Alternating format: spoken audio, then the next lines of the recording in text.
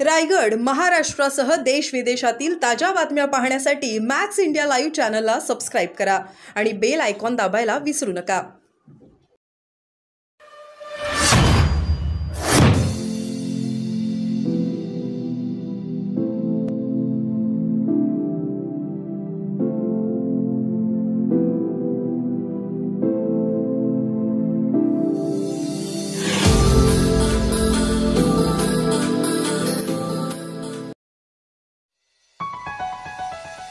इथली राजसत्ता उलथवून टाकण्याची ताकद उमटे धरण क्षेत्रातील जनतेत। राकेश पाटील। उमटे धरणाचं पाणी तरुणाई पेटवणार, नंदेश गावंड। उमटे धरणातील पिण्याच्या पाण्याचा विषय बनला अतिसंवेदनशील। रायगड जिल्ह्यातील अलिबाग तालुक्यातील उमटे धरण क्षेत्रातील गावांचा पिण्याच्या पाण्यासाठी पराकोटीचा संघर्ष सुरू आहे। धरण उशाला आणि कोरड घशाला अशी परिस्थिती इथं उद्भवली आहे। वर्षानुवर्ष पिण्याच्या पाण्यासारख्या मूलभूत हक्क अधिकारासाठी संघर्ष करावा लागतोय। ही शोकांतिका असल्याचे सामाजिक कार्यकर्ते ॲडव्होकेट राकेश पाटील आणि स्थानिक आंदोलक नंदेश गावंड यांनी म्हटलंय। उमटे धरणातील पिण्याच्या पाण्याचा विषय अतिशय संवेदनशील बनलाय। इथली राजसत्ता उलथवून टाकण्याची ताकद उमटे धरण क्षेत्रातील जनतेत आहे, असं राकेश पाटील म्हणाले।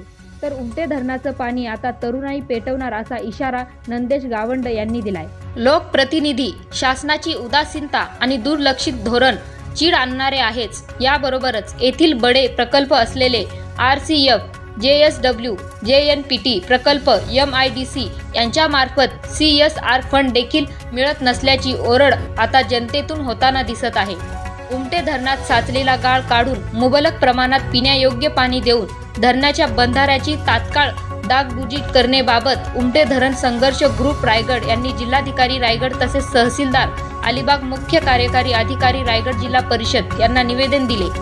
उमटे धरणाच्या पाण्याचा आणि गाळाचा प्रश्न सुटला नाही तर या धरणाच्या पाण्यावर अवलंबून असलेले नागरिक, महिला आता शासनाच्या विरोधात आंदोलनाच्या पावित्र्यात आहेत। उमटे धरणाची निर्मिती 1978 साली करण्यात आली। त्यानंतर 1995 साली हे धरण जीवन प्राधिकरणाकडून रायगड जिल्हा परिषदेला हस्तांतरित झाले। त्यामुळे धरणाची जबाबदारी रायगड जिल्हा परिषदेवर आहे।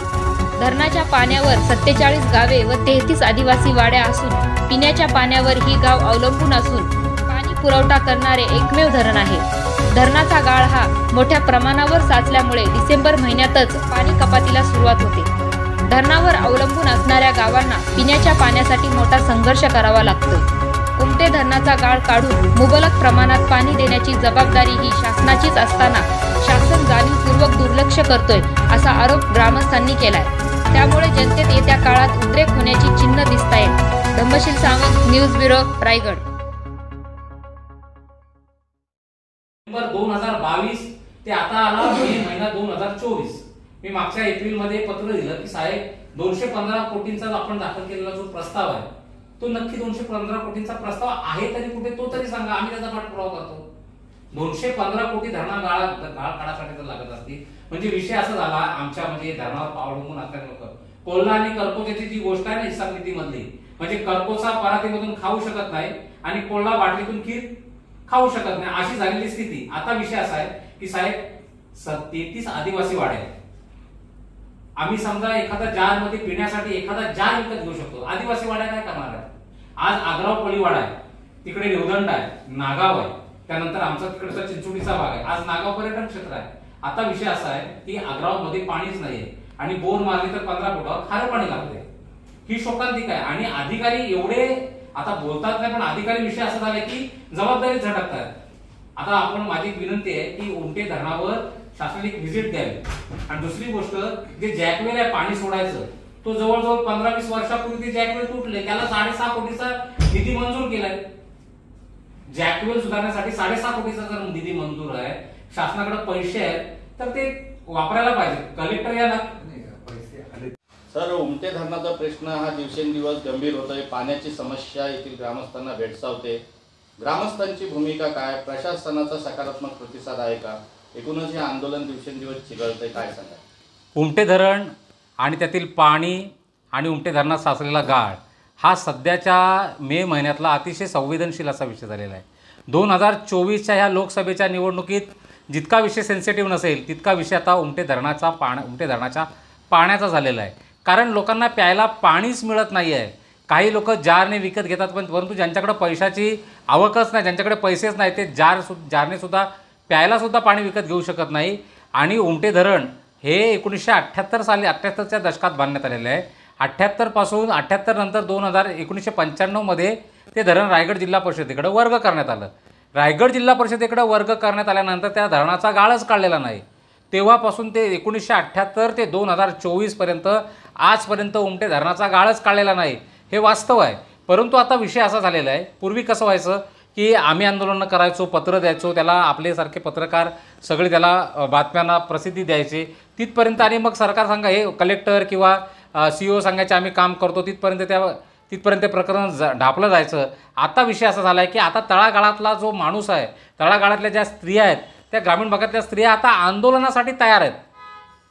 आता विशेष म्हणजे आम्ही उमटे धरण संघर्ष ग्रुप रायगड हा आम्ही ग्रुप स्थापन केलेला आहे.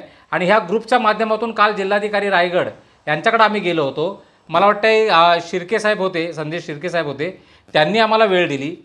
त्यांनी वेळ दिल्यानंतर अतिशय सकारात्मक असा विषय झाला.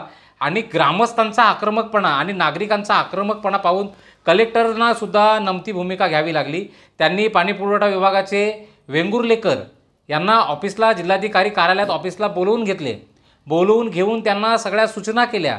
आणि आम्ही मांडलेले जे विषय होते ते त्यांनी पटलावर घेऊन त्याचे मिनिट्स लिहून तसं त्यांनी पत्र वरच्या वरिष्ठांना पाठवलेलं आहे. आता दुसरी गोष्ट अशी आहे की हे जे गेंड्याच्या कातडीचा पाणीपुरवठा विभाग होता आणि ही जी जिल्हा परिषद होती ती आता जिल्हा परिषद हादरलेली आहे, हे वास्तव सत्य आहे. आज नागरिक, तळागाळातला नागरिक या पाण्याच्या आंदोलनात आम्हाला सहकार्य करतोय. आम्हाला आर्थिक सहकार्य करण्याची पण भाषा बऱ्याच जणांनी केलेली आहे, त्यांचं आम्ही स्वागत करतोयच. परंतु आम्हाला ज्यांनी सपोर्ट केलेला आहे त्या सर्व नागरिकांचं आणि मित्रांचं आणि महिलांचा आम्ही जाहीर आभार मानतो. कारण काय आहे की आता सर्वसामान्यातला सामान्य माणूस आता रस्त्यावर धरणावर उतरायला तयार झालेला आहे. आणि सामान्य माणसाच्यामध्ये जी असामान्य ताकद असते तीच असामान्य ताकद राजकीय सत्तासुद्धा खालसा करू शकते. हा विषय हे सूर्यप्रकाशा इतकं सत्य आहे. आणि ते सत्य आता इथल्या राजकारण्यांनासुद्धा कळायला लागलं आहे, असं बाहेरचं वातावरण आम्हाला समजतं आहे. आम्ही कायदेशीर सनदशीर मार्गाने जो नैतिक अधिकार आहे नागरिकांचा, बाबासाहेब आंबेडकरांनी जो संविधानिक मार्ग दिला आहे त्या संविधानिक मार्गाप्रमाणे आम्ही सगळ्यांना काल तहसीलदार, CO, त्यानंतर जिल्हाधिकारी, प्रांत ह्यांनाही निवेदनं दिलेली आहेत. आणि हा जो उमटे धरणाचा जो गाळ आहे तो शासनाचे जे अधिकृत इंजिनियर्स असतील त्यांचा अभिप्राय घेऊन तो शासनाला निधी देऊन तो गाळ काढण्याची आम्ही जिल्हाधिकाऱ्यांना विनंतीसुद्धा केलेली आहे. आता माझी सर्वांना आपल्या माध्यमातून एक विनंती आहे की उमटे धरणाचं हे जे आंदोलन आहे, असं म्हणतात की आग लागली की पाण्याने ती विझली जाते. मग पाणी गरम असो, थंड असो की पाणी दूषित असो, त्यांनी आग विझवली जाते. परंतु उमटे धरणाचं पाणी आत्ताच्या स्थितीत हे उमटे धरणाचं पाणी हे पेटणार आहे आणि पेटलेलं आहे. आणि आज आम्ही गावोगावी जाऊन प्रबोधन आम्ही ग्रामीण भागात प्रबोधन करत असताना त्यालासुद्धा उत्स्फूर्त प्रतिसाद आहे. कारण ग्रामीण भागात प्यायला पाणी नाही. अरे जर प्यायला पाणीच नसेल तर तुम्ही विकासाच्या वल्गना कसल्या करताय? आज इथे JNPT आहे, JSW आहे, त्यानंतर MIDC आहेत, परत विकासाचे तिकडं आमच्या मुरुडमध्ये MIDCच्या वल्गना करताय. नागरिकांना 2 हांडे तुम्ही दिवसाचा पाणी देऊ शकत नसाल तर हे अपयश तुमचं आहे. तुम्ही राज्यकर्ते कसले आहात आणि तुम्ही प्रशासकीय अधिकारी सुद्धा कसले आहात?